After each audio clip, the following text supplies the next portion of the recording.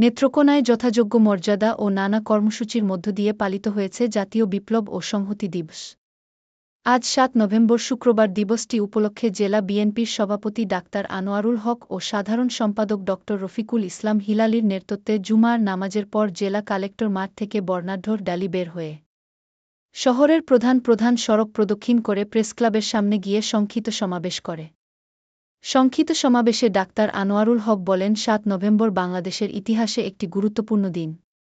এই দিনে সৈনিক জনতার ঐক্যের মাধ্যমে দেশের সার্বভৌমত্ব রক্ষা পায়।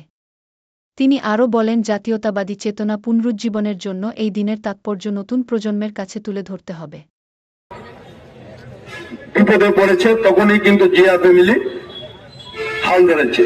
সেই 15ই আগস্টে যখন শেখ মুজিব হত্যার পর নিহত হওয়ার পর যে পরিবেশ হয়েছিল, দেশ যখন একটা তালমাতাল অবস্থায় ছিল, দেশের মানুষ যখন দিশাহীন ছিল, তখন সেই ঐতিহাসিক ৭ই নভেম্বর